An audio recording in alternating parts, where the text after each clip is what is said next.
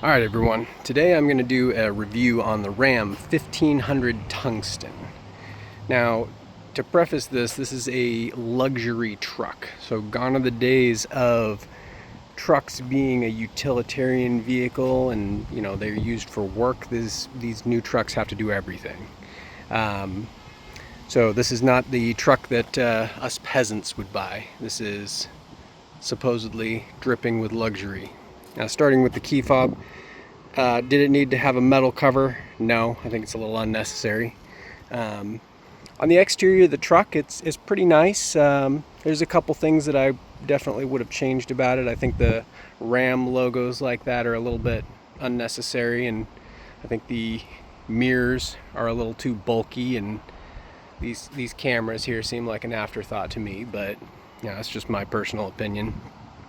On the bed, I don't really like the Ram boxes. I think they're a little gimmicky, but some people love them, and you know, more power to you, I guess. I'm kind of in the same boat with this tailgate. I think it's stupid myself. It doesn't need to be as complicated as it is. It's got this weird multifunctional aspect to it where, you know, you can open it like a barn door like this because reasons, I don't know. I think it's a little stupid, but more power to you if you want it.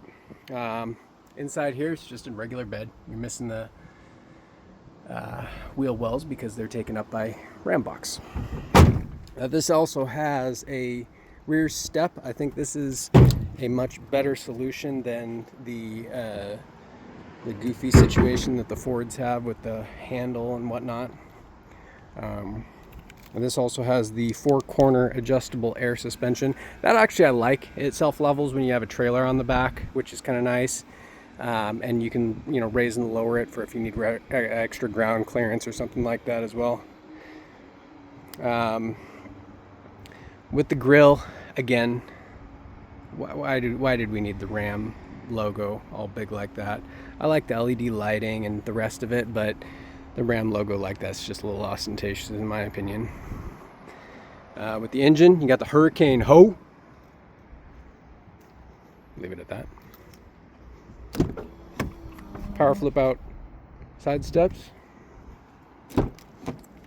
Now the interior on this is where, you know, you expect to see your nearly $96,000 MSRP to come into play, and it is very, very nice, I will say. You know, the leather is, you know, super nice and soft.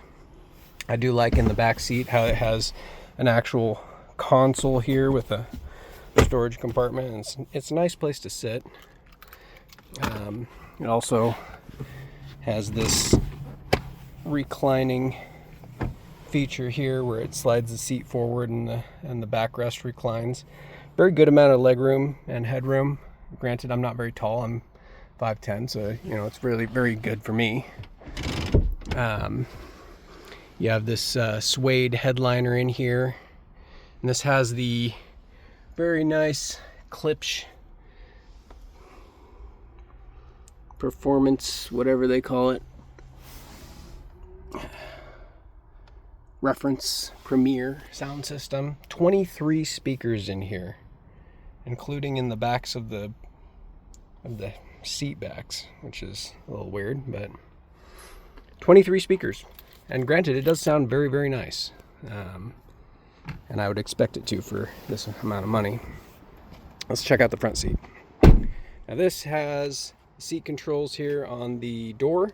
This has the little thigh extending pads here, and it's got 4-way adjustable headrests and, you know, 12-way adjustable driver and passenger seat, because, you know, why not?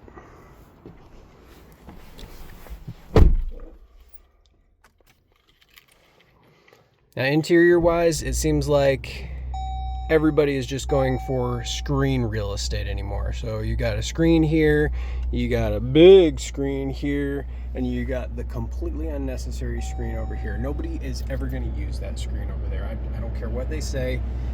nobody's going to use that. This also has the digital rear view mirror, which some of you may like, some of you may not. You know, it is what it is, I guess.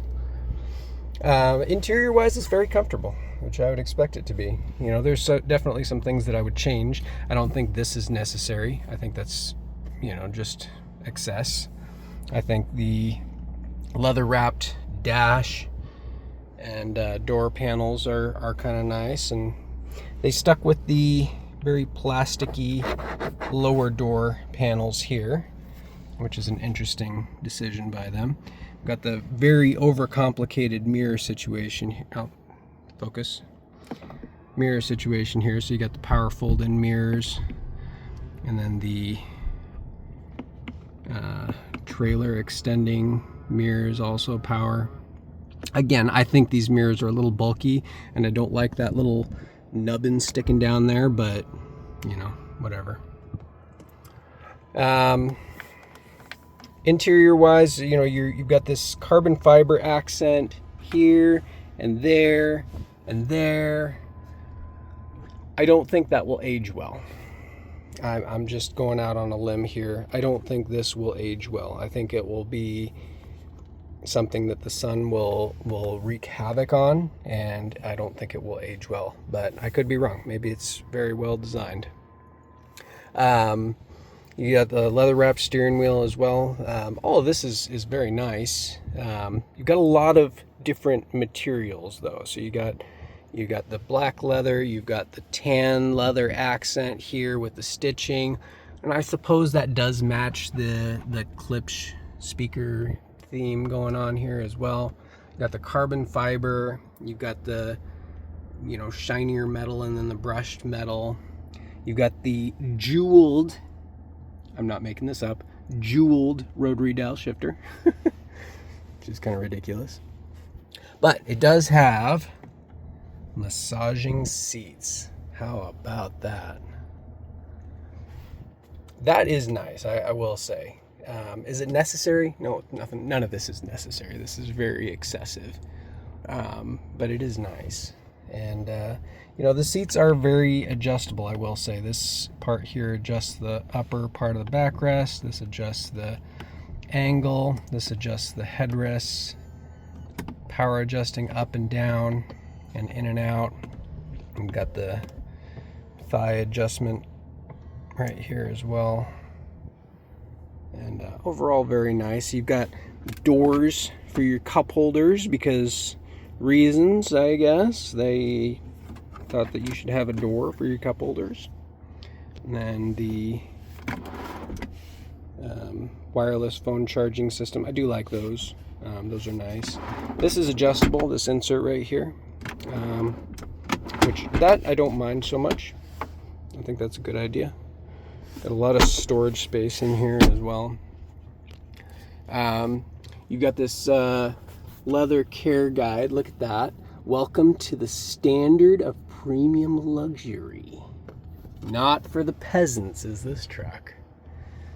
And it is very comfortable to drive and very quiet. I won't do a test drive in this video, but it rides very smoothly. It's very quiet and refined. It's got a ton of power. This Hurricane Ho engine is pretty beefy.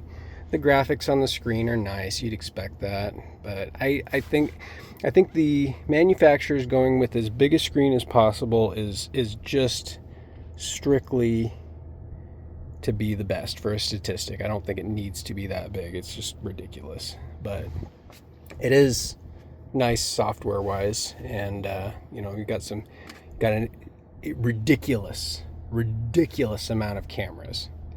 Do you need this many cameras? Does anybody need this many cameras? Nobody needs this many cameras. Stop. Enough with the cameras. Turn your head, look.